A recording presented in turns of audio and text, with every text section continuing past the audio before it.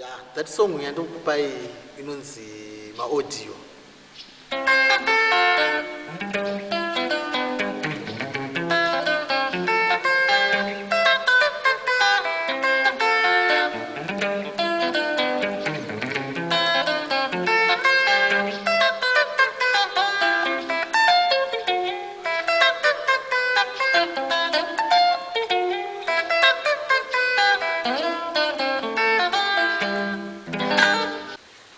Yeah, Magadi.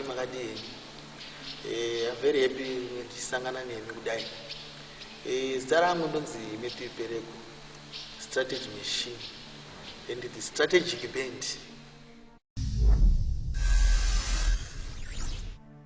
I think when I wonder, no, because style of strategic band, Wagaruan Epi, Shangashadi, Nigate Ayo. Sometimes it's roads ramwari ndo rakandipa zita iri. Ndakaona kuti vanhu vazhinji vane mazita avari kunyanya kushandisa. Ndikati ano handifaniri kuita zvinhu zvikuda kufanana nevamwe, rega nditsvage rangu zita risingange richipinda ikoko. Ndasai ndakafunga kuti strategy machine, ende mustrategy machine macho munova ndini strategy machine yacho. Zvinhu zvese zvinotangira pandiri zvichizoenda kwazvinoenda, but zvinhu zvese zvinotangira pandiri zvichizoenda kwazvinoenda. Ende inini hangu handiri kunyepera kutaura chokwadi, ndatouya kusungura. Ndakaona munhu achindibvunza zvano zvakanzi Kachimeti maridziro aunoita gitara aya unoita kunge musaladi. Ndakati aiwa usaladi lookout yangu yauri kuona, but kana ndakuita zvebasa ukabvunza vanondiziva vanokudza zita rangu idzi. Inini ndipinde music industry, munhu akandiinspire kutaura chokwadi nditongai moyo. The way aingotresa naye ende nezvaaingoita, munhu yaingowanika dzati kana aingofarira, ende ndaimuziva mudhara singaiti nguva refu. Ndiye munhu akandiinspire kuti ndinge ndichifarira music. But vaimbo vandaiteerera ndaingoteerera hangu Coffee, Werason, and then Lucky Dube. But Tongai, and then nezvimwe zvakazondinakidza imusic yaLeonard Dembo, the late Leonard Dembo. Music yake excellent, haina tsvina, haina noise.